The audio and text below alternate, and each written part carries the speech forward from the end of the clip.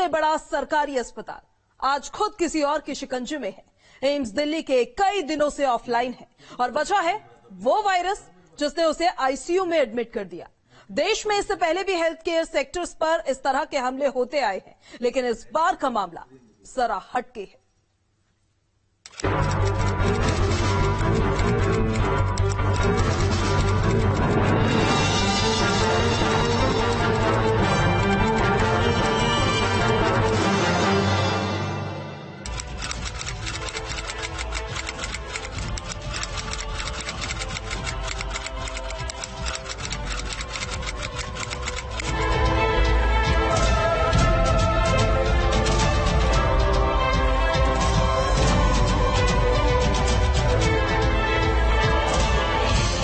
तारीख 23 नवंबर 2022, समय 6:45, जगह एम्स दिल्ली।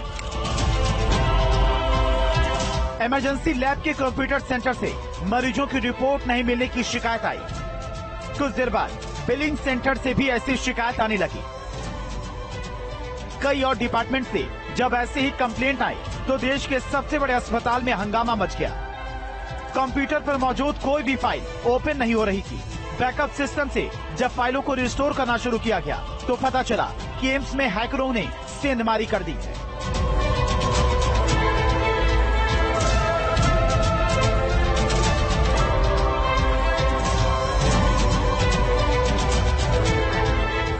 डेटा पर डाका,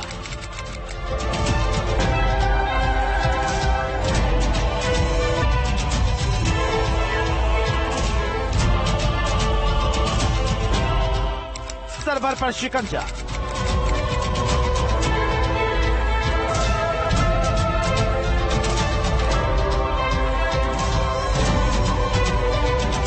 कंप्यूटर से कारगुजारी।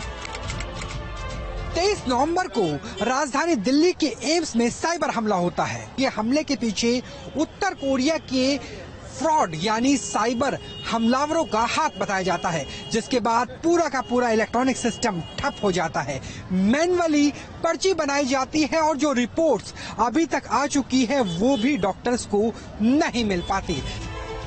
क्यों एम्स में हुई हैकिंग पर देश भर में हड़कंप है। देश में हैकिंग का ये कोई पहला मामला नहीं है, लेकिन एम्स जैसे संस्थान में हैकिंग की ये घटना हैरान जरूर करती है। इसके पीछे की वजह वो 4 करोड़ मरीजों का डेटा है, जिसमें कई वीवीआईपी शामिल है। साइबर टेरर ने एम्स जैसे संस्थान को भी आईसीयू में भर्ती कर दिया।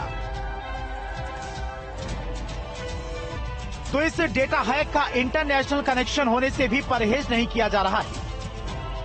किस वायरस ने ली एम्स में एंट्री? क्या हैकिंग का है बिटकॉइन से कोई कनेक्शन? कैसे चोरी हुआ डेटा होगा रिस्टोर?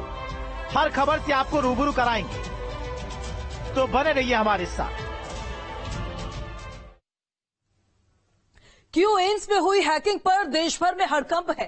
देश में हैकिंग का ये कोई पहला मामला नहीं है, लेकिन एम्स जैसे संस्थान में हैकिंग की ये घटना हैरान जरूर करती है।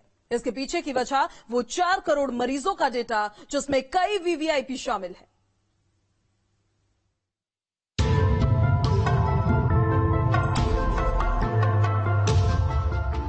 ये सर 3-4 दिनों से मतलब दौगा रहे, कुछ हो नहीं रहा, मतलब बोले कि सर्वर डाउन है। मैनुअल डेट लेने के लिए हम कल से रुके पड़े हैं। जो सबसे बड़ी चिंता का विषय है, तमाम नेताओं के डेटा भी इसी सर्वर में है, उनके हेल्थ से रिलेटेड इश्यूज को लेकर।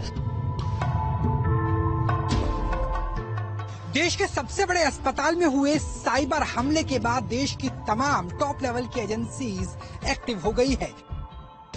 जहां इलाज की गारंटी है, जहां खतरनाक बीमारी को भी ठीक करने का मादा रखा जाता है, जहां मरीज का बचना लगभग तय होता है, ये वो दिल्ली का एम्स है। सस्ता और सर्वश्रेष्ठ। इस अस्पताल में देश भर से मरीज आते हैं तो ठीक भी हो जाते हैं, लेकिन इस सेंधमारी ने इस अस्पताल को भी कई दिनों से लाइलाज कर दिया है। एम्स के सिस्टम को हैक कर मेडिकल सेक्टर की अभी तक की सबसे बड़ी हैकिंग को अंजाम दिया गया।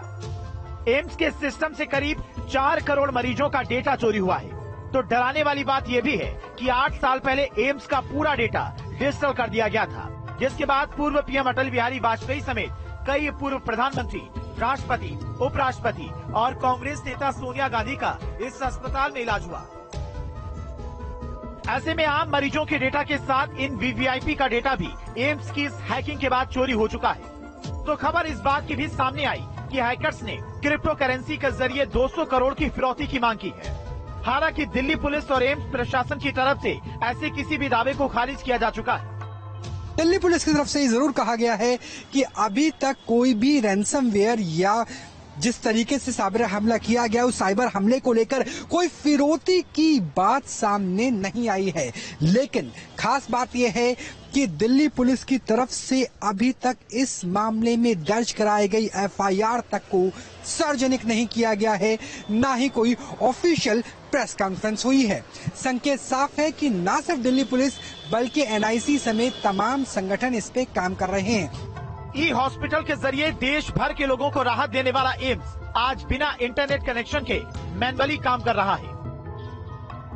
एनआईसी, सीबीआई, आईबी, डीआरडीओ और दिल्ली पुलिस इस हैकिंग की जांच में जुटी है। एम्स के 2 सिस्टम एनालिस्ट को निलंबित कर दिया गया है, तो डेटा हैक के इंटरनेशनल कनेक्शन की भी आशंका जताई जा रही है। जांच एजेंसियां एम्स में ऑनलाइन सेंट्रलाइज सिस्टम से जुड़े सभी कंप्यूटर्स को खंगाल रही हैं। डिजिटल सेवाएं ठप हैं, जांच 35% कम हो चुकी है।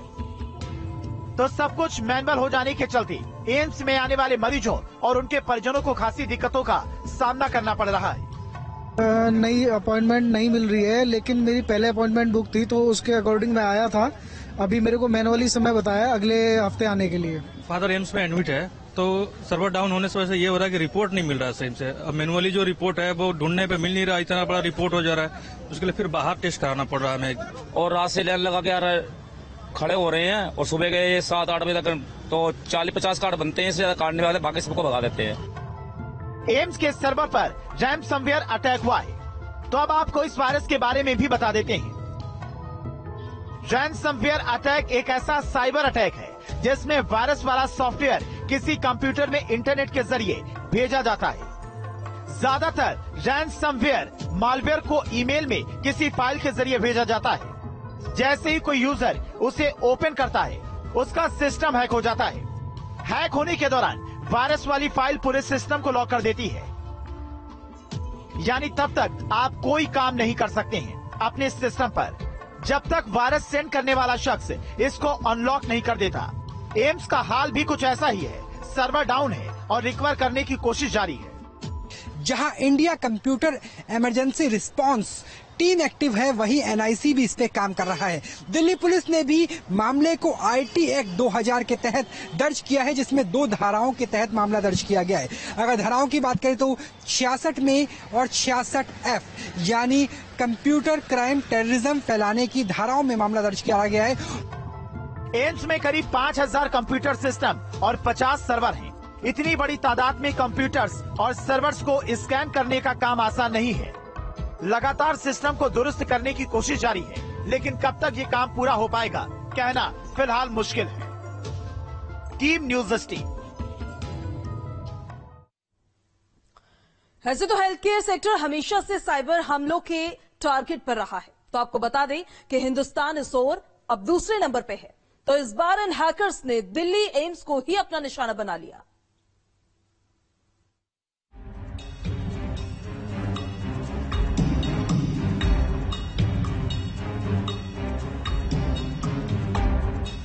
एक वायरस ने एम्स को बीमार कर दिया है।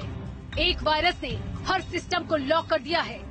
एक वायरस जिसने डाल दिया है देश के डेटा पर डाका। लेकिन ये वायरस आया कहां से, ये अभी भी सवाल है। क्या ये चीन से आया है? क्या ये रूस से आया है? तो क्या ये वायरस नॉर्थ कोरिया से आया है? एक्सपर्ट का मानना है कि इन हमलों के पीछे मुख्य रूप से 15 हैकिंग कंपनियां हो सकती हैं। इनमें से 7 रूस, 4 चीन, 3 नॉर्थ कोरिया और 1 ईरान से जुड़ी हुई हैकिंग कंपनी है। डेटा हैक के सोर्स और रिसीवर की तलाश जारी है, लेकिन फिलहाल ये रास्ता लंबा ही दिखाई दे रहा है। ना सिर्फ नॉर्थ कोरिया बल्कि इसके साथ ईरान, रशिया और चीन को जोड़ लीजिए तो लगभग 15 ऐसे संगठन हैं जो लगातार भारत के अलग अलग अस्पतालों पे, हेल्थ सेक्टर पे इस तरह के हमले कर रहे हैं। दुनिया में बीते एक साल में 95.38% ऐसे हमलों में इजाफा हुआ है जो साइबर अपराधी कर रहे हैं हेल्थ सेक्टर में, जिसमें अमेरिका के बाद सबसे ज्यादा 7.7% हमले भारत के अस्पतालों में किए जा रहे हैं, जिसपे अब जो सबसे ताजा निशाना बना है वो बना है देश का सबसे बड़ा अस्पताल एम्स।